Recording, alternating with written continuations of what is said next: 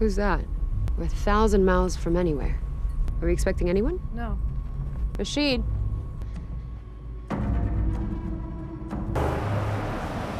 Hello, my lovely. We made an agreement. I kept my side. Spencer Goldstein have not. No, it's not that simple. Holding me gets you nowhere, and they're never going to pay you. We'll see. Rachel Wilde is not your average lawyer. Her specialty is tracking down wealthy criminals who bury their debts inside legal labyrinths, and she operates in the gray zone where legal and illegal blur together. The person who taught her that trade was a debt collector named Braxton. A few days before our story begins, Braxton flew out to the private island of crime boss Manny Salazar to collect a staggering billion-dollar debt. Salazar agreed to pay, and for one brief moment it looked like the job was done. Then Braxton called his employer to deliver the good news, and Salazar's enforcer Al Assen put a bullet in him on the spot. Just like that, the debt disappeared along with the man chasing it. But when one mouse loses the cheese, another one comes sniffing. This time, that mouse is Rachel Wilde. She sits down with Bobby Sheen, an executive at Spencer Goldstein Asset Management, the firm that Salazar owes the money to. Rachel lays it out plainly. She can recover the full debt, and she wants 20% for doing it. Bobby pushes back immediately, pointing out that plenty of collectors would take the job for 5. Rachel doesn't blink. She calmly points out that a 5% collector will most likely end up exactly the way Braxton did, and instead of money arriving at the company, another body will. Bobby clearly has no affection for Rachel or her style, but after a long back and forth, they land on 10% plus $10 million up front. Rachel tells Bobby she loves him and walks out with a deal in hand. Now she starts building her crew. Salazar operates behind thousands of aliases and layers of protection, which means conventional approaches are useless. 2 of Rachel's most trusted people are a pair of men she once helped spring from a Thai prison, Superman and Donnie Darko. Sid brings a polished appearance and natural ease that make him perfect for bribery, surveillance, and intelligence gathering. Bronco handles the messier end of things, stepping in with direct action whenever persuasion stops working. Drawing on intelligence collected by her hacker team, Rachel sends Sid to Saudi Arabia, where much of Salazar's operation runs out of. She takes Bronco along to visit Salazar's lawyer. That lawyer is William Horowitz, and he greets them assuming they want to discuss some kind of investment. That assumption collapses the second Rachel drops Manny Salazar's name. William calls for security and tells them to get out of his office immediately. Bronco turns to the guard and asks quite calmly whether the man really wants to spend the remainder of his day scraping body parts off the floor. That's enough to give everyone pause. William reluctantly lets the meeting continue.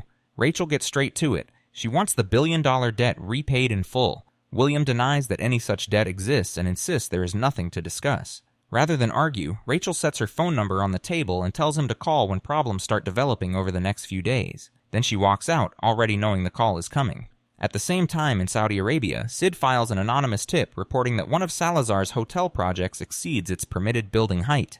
Rachel's hackers have already altered the blueprints, leaving the authorities no choice but to measure the entire structure. Construction grinds to a near stop, and every idle day bleeds money. But Rachel keeps the pressure coming. Sid falls back on his greatest skill, bribery. He loads envelopes with cash equivalent to a year's salary and deliberately clips the car of a port official.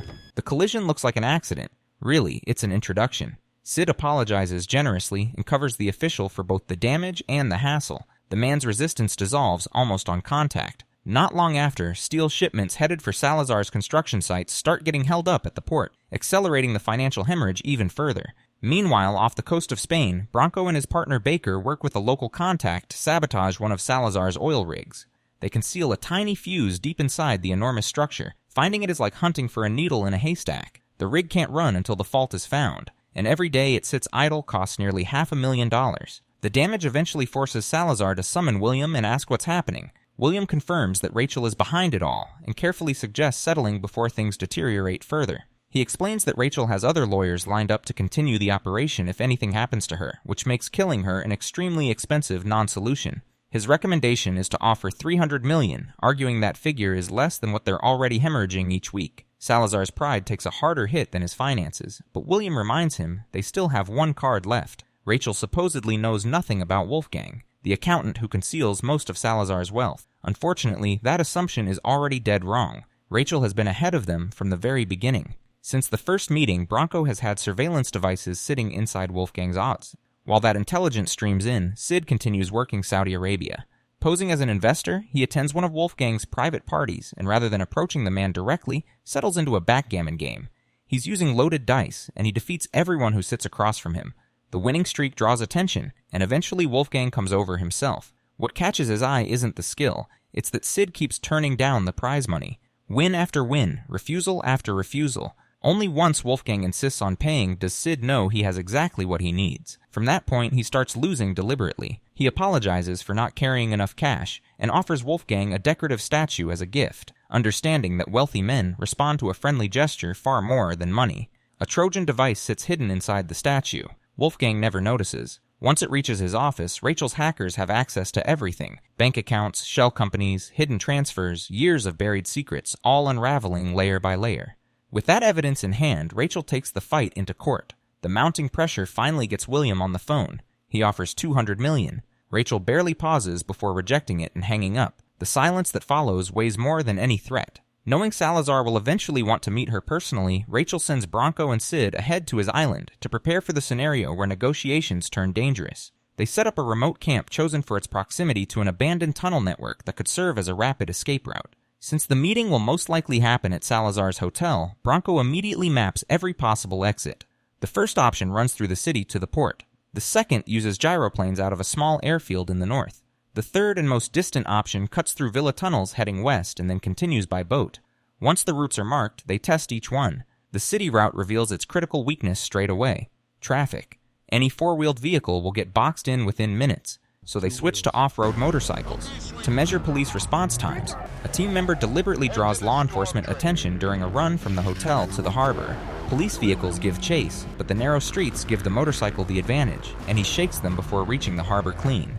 The second route is more direct. Most of it follows dirt roads, making speed its primary asset. Even so, Bronco wants a fallback. He designates a large banana plantation along the way as a potential ambush site, with concealed trap pits already dug and waiting.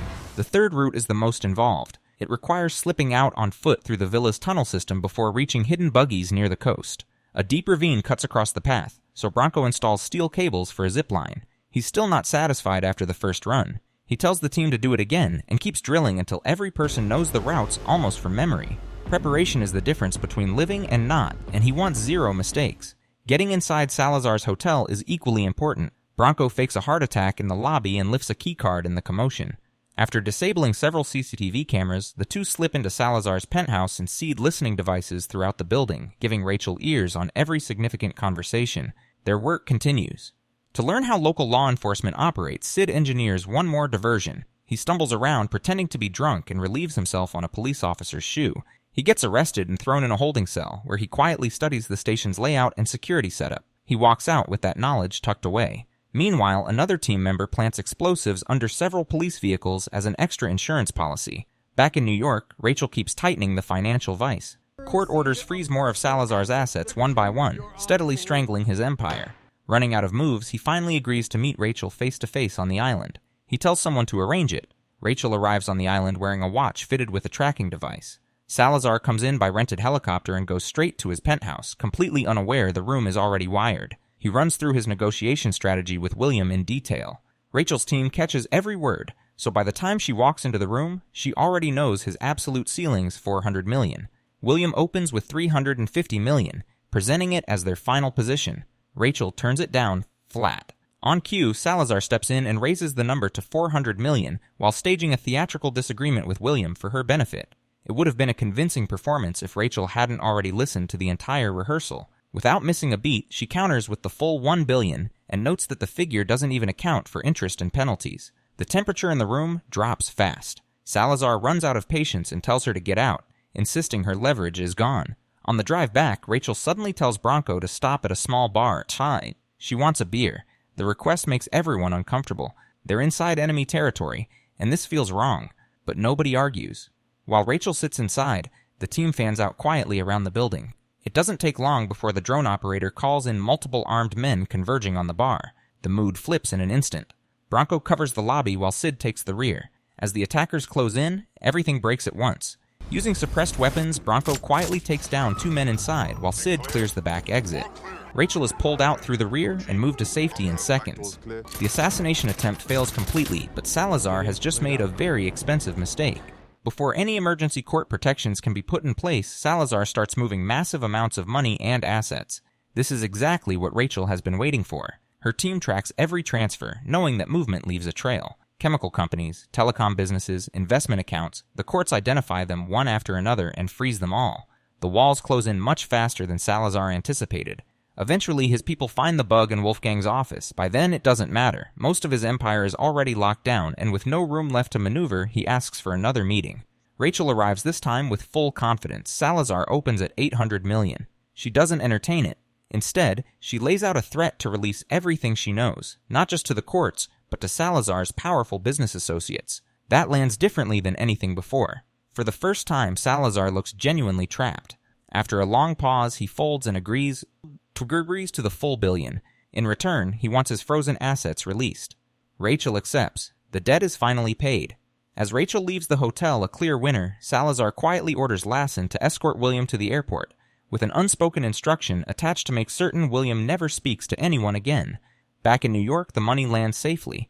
After relentless pressure, litigation, surveillance, and layers of deception, Rachel has done what nobody else managed to do. She collected the impossible debt. And then 3 months later, Bobby still hasn't paid Rachel her remaining share and keeps dodging her calls. Frustrating enough on its own, Therese. But then a vehicle appears near Rachel's tent and something immediately feels off. She rushes to the neighboring tent where one of her guards is posted, only to find him dead on the ground. She runs back hoping to find someone alive, but her friend there is gone too. There's no time to escape. She manages to trigger the tracker in her watch before they take her. That night, Sid and Bronco pick up the signal. They show up at Bobby's without warning and demand to know what happened to Rachel. That's when they find out Bobby notified a few government agencies and then essentially did nothing. Even worse, Rachel still hasn't received the $100 million she's owed. The two men walk out without another word. Rachel is being held in the police station on Salazar's island. Salazar confronts her directly, enraged that his assets are still frozen even after he paid the full $1 billion. Rachel tells him she hasn't been paid either, and explains plainly that holding her won't pressure the company into anything, because the company has made it clear it doesn't care what happens to her. Salazar doesn't accept that. He threatens to start mailing pieces of her to company headquarters until someone starts listening. On the western side of the island, Rachel's team moves in and reactivates every escape plan they spent months building. All 3 routes, all the cash reserves, every backup option.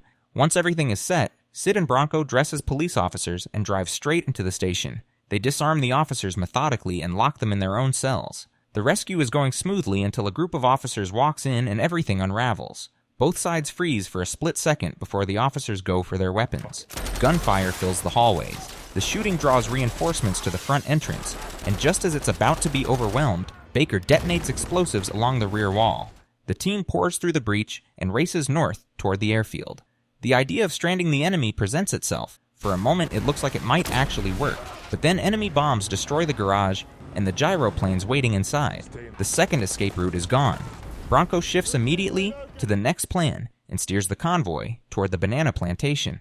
Enemy vehicles give chase and drive straight into the prepared pits. The team finishes off the survivors and keeps moving, eventually reaching the villa to set up the third and final route. By then, Salazar's men are pressing in from every direction, forcing another firefight.